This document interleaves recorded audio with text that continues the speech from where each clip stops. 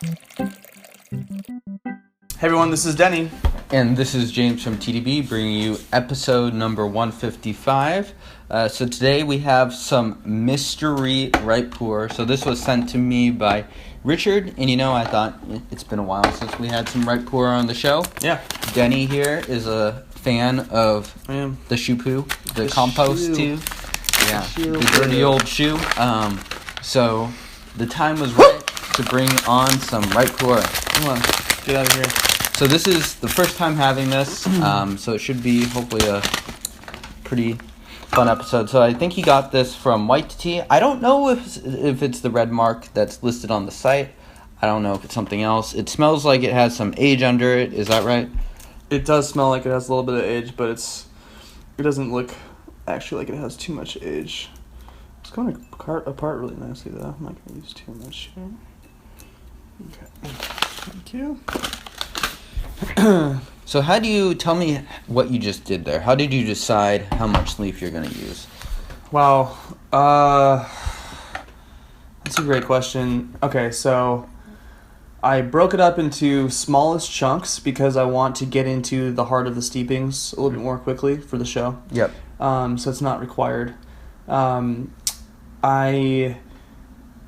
like the heuristic of filling up the base of the gaiwan so you can't see any of the porcelain underneath. If you have more than 3 chunks, so that kind of makes it work out a little bit.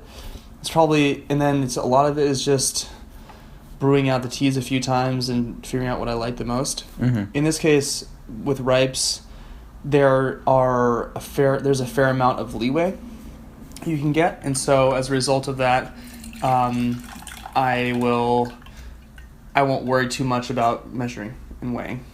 I can do it by feel fairly well at this point. So that's my answer. So some of that like woody menthol camphorated aroma in there. It smells very nice actually.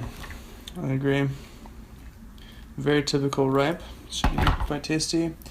And this will be, because I'm using a fair amount of leaf, these will be pretty intense to start and then mellow out 4 through 8 steepings.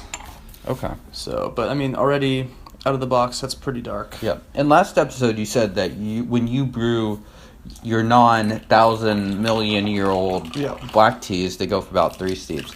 When you do these sorts of parameters for ripe pu'erh, how long should someone expect it to brew out for? 8. 8? Yeah. Okay. So 6 to 8. So a little bit more than a red tea or a black tea. Yeah, most definitely. Yeah. Cheers, guys.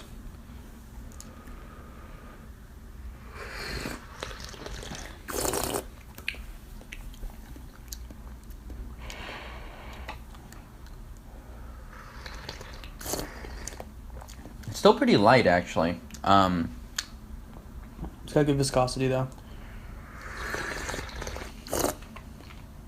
But I agree, flavor-wise, it's a little bit light. Maybe a little hint of kind of that cherry and then sort of woody ripe pu'erhs. It's very classically ripe. Yeah, pu'erh. A lot of wood going on in this. So that looks darker immediately. Yeah, exactly. So this is going to be right. So I think it's really opening up. Yep. And it's also getting a little bit clearer. See from that, but it's a little bit more sort of that dark red. Yeah, auburn, burgundy. For to use fancy words. Yeah, of course we're eclectic tea people. We have to use fancy words. That's why we're here. Yeah, we can give you some gang symbols too. Okay, everything and more on TDB. Yeah. All right, cheers, guys. Cheers.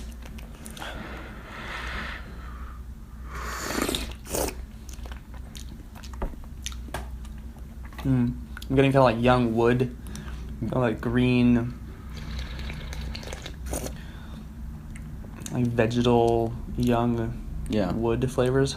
I'm getting a little bit of vanilla too. Definitely wood is the predominant thing going on.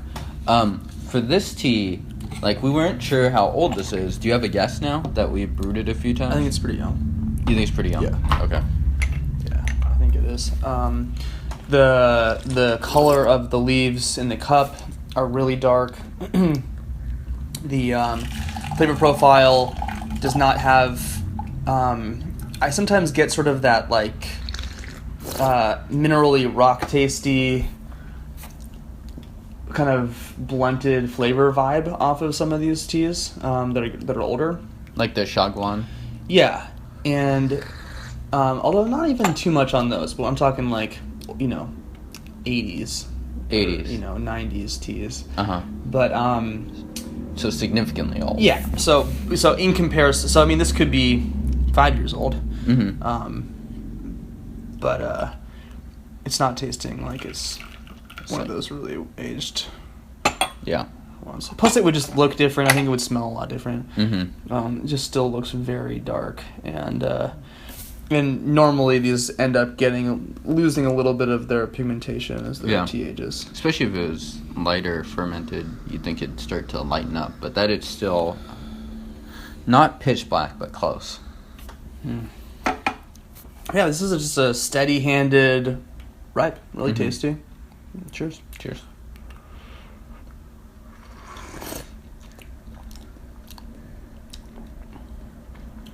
I think it's kind of hitting its stride now.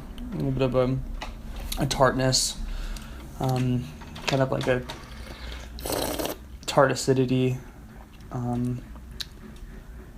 to it. Not maybe kind of like the tomato-y sort of acidity. Not super strong though. So as far as like falling into sort of like your standard ripe pu'erh profile versus being like a weirdo ripe pu'erh, where is this in the standard to weirdo scale? I put it pretty smack dab in the center of standard. Okay. Yeah. And looking at the material, the leaves are hard to tell how big they are. But yeah, they're pretty, maybe medium. Yeah, I'd say they're not huge by any means. And this is good. This is getting, now I'm actually really tasting the tea in my mouth now. I think it's thickened up too. This steep tastes thicker to me than the initial one. Yeah. And I think we're using pretty good ratios here. It could have been a little lighter maybe and gone for a little less time, but you'll end up getting those lighter brews a little bit later on in the evolution of the steeping. Yeah. So yeah, this is a solid ripe. I put it in the 5 years or under age category. We didn't know much about it. Yep. Mystery tea, but tasty, pleasant, and so I can't go ahead and recommend where people could get this. Yeah, but I know that W2T does have some red marks on their site, so if this is the red mark on the site, you could check it out. Yeah, check out W2T. Yep. Check out the bag, the essence of tea. Yeah, so apparently doing we're some cannibalizing, cannibalizing a lot of our free samples. Well, I am all for recycling. How about yourself? I am as well. Yeah, so reuse your sample bags, send them to your friends with different teas in them. Confuse the living bejesus out of them. Yeah, so thank you, Richard. Actually, what he does with these sample bags is exactly what I do with my sample bags, too. I repackage them. Yeah, there you go. Send them out to other people. All right, we're gonna go ahead and take a last sip of this. And did you reheat the water for this one? No, you didn't. Not okay. Once. So it's still brewing up a pretty dark color. Yeah. All things and considered. This is, I think, the fourth. Yep. Including a rinse. Cheers. Cheers.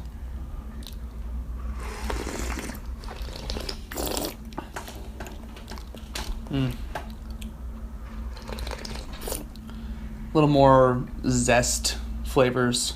Yeah, I get a little bit of that blunted wood for this tea now and then. Yeah, and one thing that's interesting is that I'm getting sediment still in the cup, which means that the tea, in some sense, is still unraveling and expanding a little bit in the cup. There's a little bit that gets loosened up as it gets brewed out more and more, and so so you'll end up getting a little. That's one of the reasons why we're maintaining somewhat of a consistent steeping here. So last question: pencil shavings or not. No pencil shavings. No pencil shavings. There you have it. Check us out on TDV.org for commentary about pencil shavings. Yeah. And a lot of other flavor notes on teas we review, a tea a week, as well as a whole bunch of other stuff. Follow us on Periscope, Instagram, subscribe down below, newsletter. Do all that shit. Do all that stuff, and we'll see you guys next time. Cheers. Cheers.